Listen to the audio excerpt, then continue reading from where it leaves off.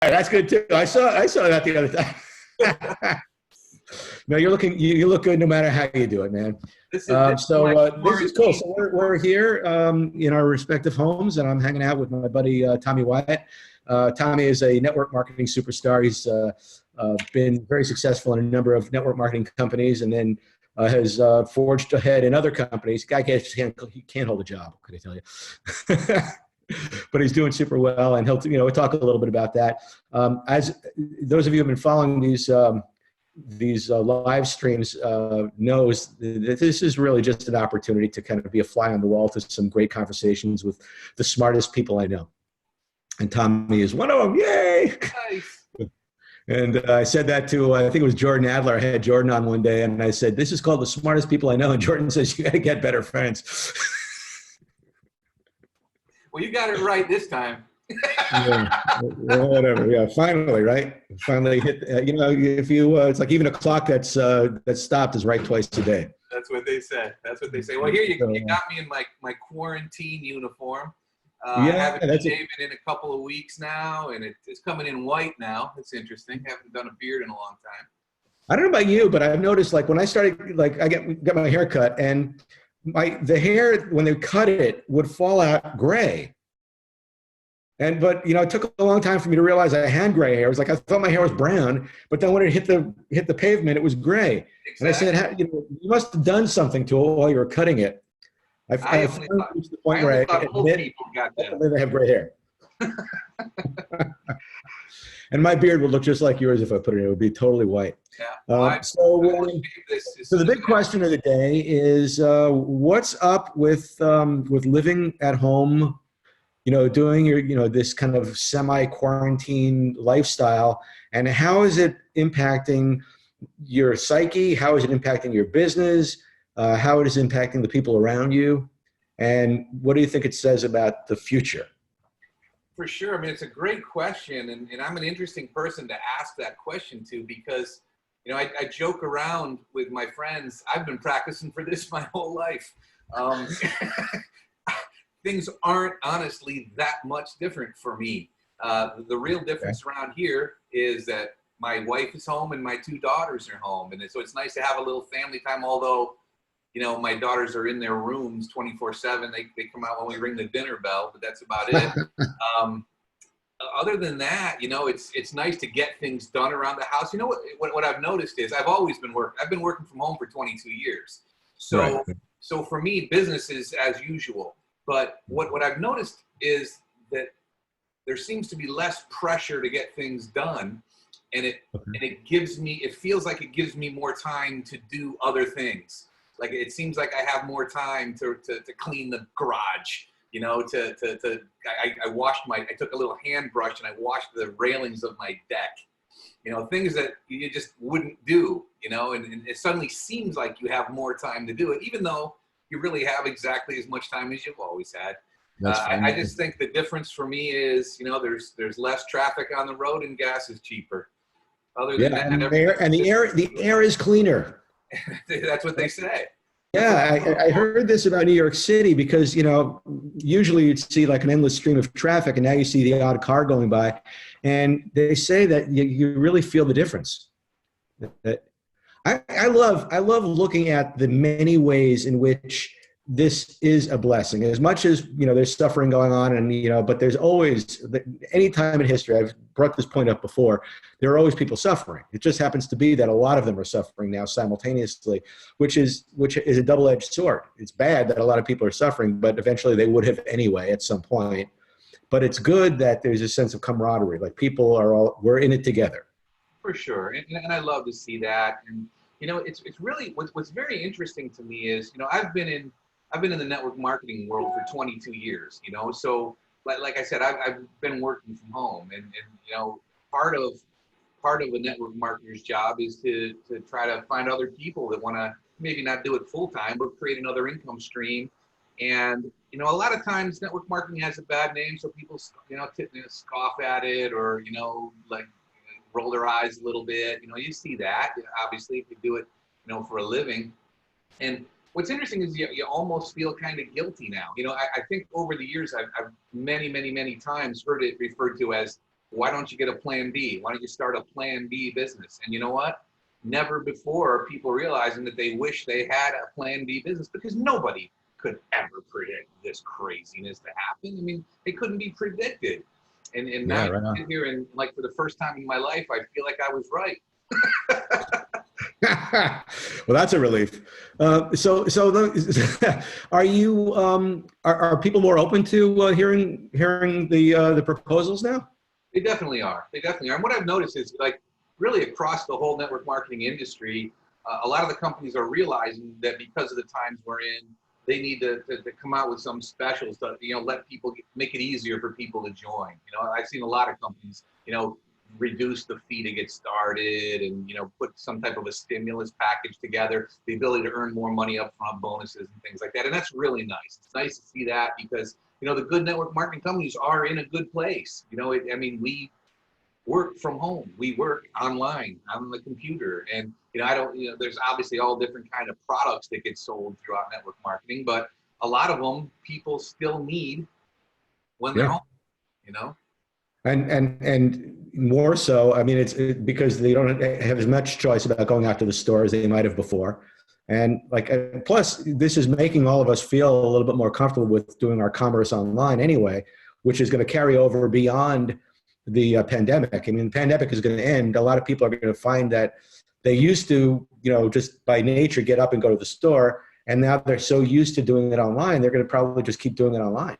Oh, everything's going to change. It's amazing, because we're just noticing, most people, in my opinion, when you're in the real world, when you're locked into business mode, whatever it is you do for a living, you might think you don't have a lot of time to spend on a computer. When you get home after a hard day's work, you don't necessarily want to log into Facebook and mess around, and you don't spend a bunch of time on the computer, and and maybe technology has passed people by a little bit, and they're a little intimidated about learning it. Like, I know, for example, my father's down in Florida, and my stepmother, and they're down there, and they wanted to have like a FaceTime conference with us to say hi. That's happening a lot now. And they can't do FaceTime because they don't have iPhones. So they wanted to, my father says, there's this thing, it's called Zoom. Yeah, that I know about Zoom. And it's funny, I just think a lot of people don't know that this kind of technology exists because they never had a need for it before. But gosh, I sure wish I thought of that, like, before all this happened, that I could have invested in Zoom a little bit, or some of these technologies. I think one of the big things that's gonna stick after things get sort of back to normal is, I'm really kind of fascinated with this online meds. You can speak to your doctor online. I think that's going to become a huge thing going forward. Yeah, it was like that was poised and ready to happen, and some people were using like what they call telemedicine, I think it's called, and it's got certain limitations, and you've got to be HIPAA compliant, and there's because if somebody's like, if I'm your doctor and you and I are having this conversation right now, how do I know that like right off the screen isn't like your kid, or how do you know that right off the screen isn't Woody's over here, he's hearing every word you're saying, but he won't say a word about it. So there's those implications. How do you make sure that it's safe? But those kind of things are getting sorted out, because it's so much better to do telemedicine. I mean, certain times you want to be face-to-face, belly-to-belly. But I think and this is an interesting conversation about medicine, right, is that it used to be you go to your doctor twice a year, and they take your blood pressure, and they take your pulse rate and your temperature. And if it's normal, then you're good to go. But the truth is that that's a snapshot of how you are in that one moment in time, right? It's like one, thousandth of your blood pressure over the course of a year. So it would be much better if we knew what your blood pressure was today, and the next day, and the next day, and the next day, which we could totally do now, because you could have a monitor, your phone could be telling your doctor, he could be getting this information. And by the time you talk to your doctor, he's like, well, I see there's been a trend toward a slight rise in your blood pressure, but then it seems to go down on Saturdays and Sundays. Maybe you hate your job, whatever it is. So the amount of information that we can gather is exponentially more than we were able to gather before. Yeah, it's cool. And you know what? By the way, let me say congratulations on your new book launch. Oh man, thank you. Mine should Thanks. be in the mailbox in about an hour. I'm You should excited be to seeing it grab every it. minute now for sure. Yeah, this is that's it. Yes. Look, I don't know if I tell you the story, but our friend Eric Swanson, who runs the Habitude Warrior Conference that I do a lot of work with, he's like the most connected person I've ever met. Eric knows everybody, and so he'll be like, oh, let me call Sharon Lechter, the author of Rich Dad Poor Dad, and get Brian Tracy on the phone. It's like the guy knows everybody. It's pretty cool. So anyway, we're on a call, and there are a bunch of people on it, like a Zoom, 1, 2, 3, 4 across the screen, and Eric's like, Steve, you're here. He goes, oh, I've got your book. And he holds up my book and he's showing everybody my book. And I was like, I don't have that book. This was before I even had copies of it. Somehow he got it before I got it. So he signed it for me. Nice. It's good to know somebody who knows all the people. Yeah, he knew who to call to get my book before I got it. So now I finally have a few of them here. Congrats on that launch, man. Bestseller list. I can't wait to number 7 on the Amazon worldwide for stress management, self-help. And so I'm in the top 10 right next to what's his name? David Allen, Getting Things Done. That's came in neck and neck with him. I'll tell you what, I'm really excited about that. And I think this book is like so needed right now because it's about mental resilience, right? It's all about how do you look at the circumstances you're in and, choose the attitude you want and like legitimately maintain it, not in like a Pollyanna way, but what are the actual steps to get to where you're truly okay with it? Mm-hmm. Absolutely. So, and really just, I know that you would feel uncomfortable talking about yourself and your accomplishment here, but boy, to make the bestseller list in that category during a pandemic where people are freaking out, it's pretty damn amazing. Thank you. I appreciate that. It says more about my friends than it does about me. I'm very fortunate to have some amazing people, who are loving, supportive people on my team. And, they went out and spread the word, and that's why it happened. So, well, hey, they wouldn't buy it if they didn't think it was worth it. I guess, so it's all good. It's really fun. And this is, like you said, it's fun to, to be using this kind of technology to even more deeply galvanize our relationships. Like here we are having this conversation right now. And even though we talk from time to time, it's probably not going to be a 20-minute face-to-face looking at each other conversation all the time. So it's good. Yeah. I get to see, I take a hat off again. I want to see what your hair looks like. Oh, it's actually not that bad today. Oh, that's pretty good, man. Yeah, look at that. Maybe get away with that. No, you look like a. I'll leave it off. I was bringing some water softener salt. I went to the Home Depot and I had to get some for my water softener, and they're big bags. And I had a back injury over the holidays, and I'm all better now. And now I'm Superman again, and forgot all about the fact that I'd hurt my back over the holidays. And of course, I don't know how I did it. I guess it's grabbing those 2 big bags out of there, but I tweaked my back again, and now it's like a little pinched nerve situation, and it's, oh gosh, it's so brutal. So I'm fine when I sit, but when I stand up and move around, it hurts. So, I mean, thank God for Netflix and quarantines, I guess. Exactly. Nobody would know that you're a hurting unit if you didn't say anyway, so. It hurts to stand in the shower. So, I mean, wow. I'm still trying to take a shower every day, but not every day.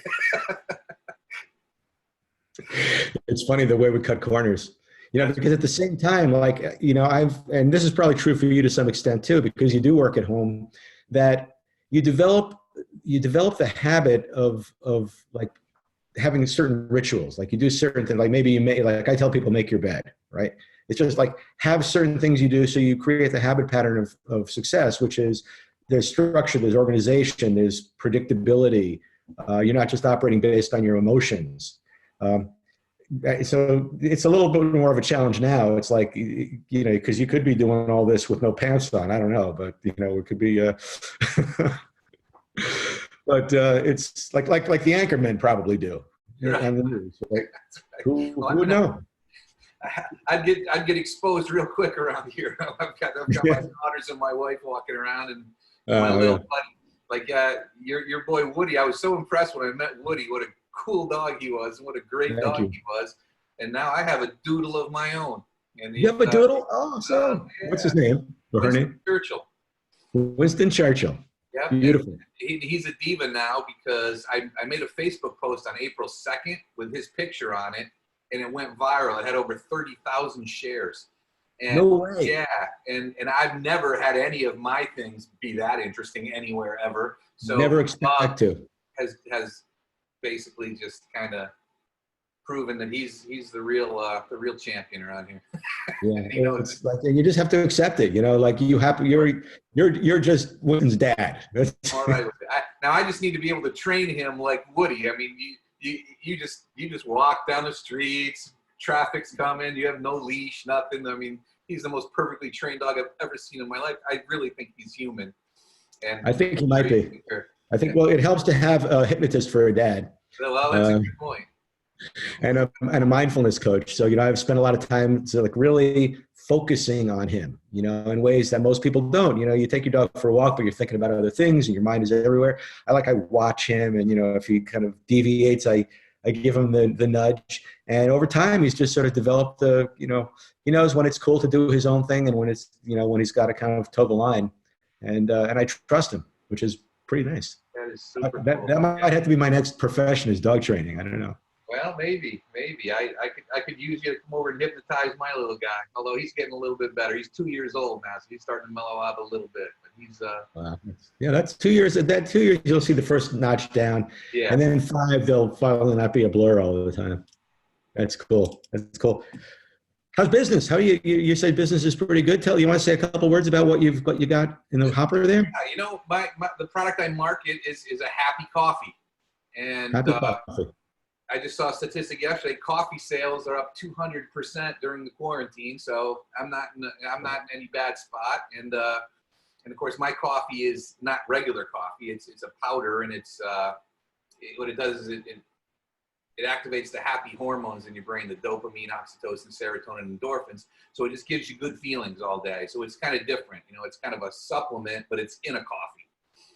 And I've got some people who are drinking it.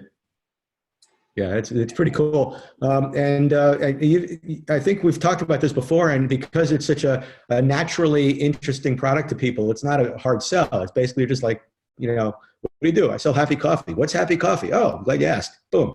Well, that's it. Yeah, try it. If you like it, I'll show you how you can get it. If you don't like it, you know, what have you got to lose? It's a cup of coffee. But I'll tell you the thing that's really funny in my life right now is I was watching the Super Bowl this year, and I always pay attention to the commercials, you know, like a lot of people do.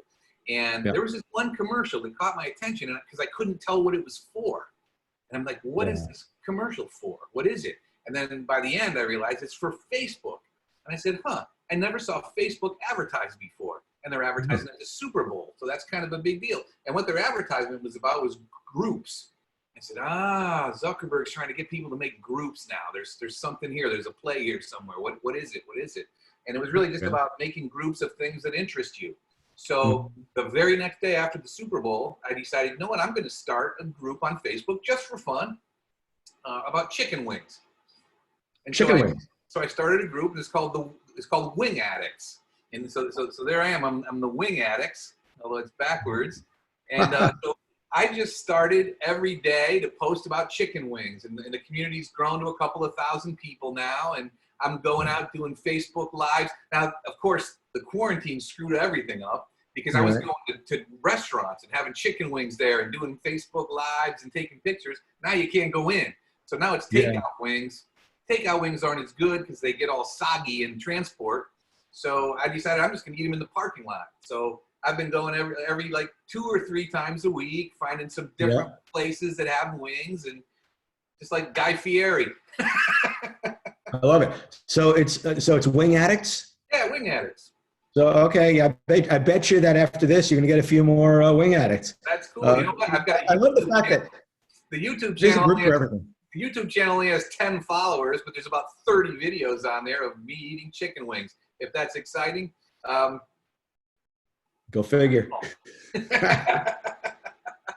Oh, my goodness. That's like meetup groups that, you know, that just explode because people are interested in the topic. I was speaking to a group of people from a mindfulness meetup group that a woman started like 11 years ago with like 5 of her friends, and there are like 30,000 people in the group now.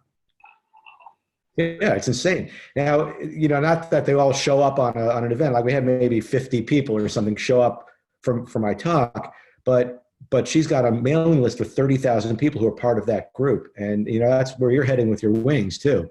That's amazing. And yeah, again, I'm doing it just for fun, and it is fun. I'm learning so much about different flavors of chicken. Like I mean, I was a buffalo wings kind of guy before, but now I'm learning all these new mango habanero and all these things. And I don't go for the ones that like blow the roof of my head off and I can't breathe for the next 2 days. I don't like the hot stuff, you know. I hear that. Yeah. Well, you're making me hungry though, so you have to stop.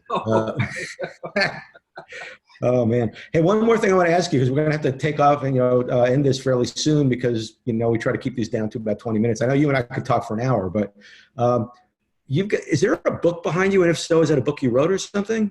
Yeah, that's my book. Yeah, bring it up here. Let's see what you got.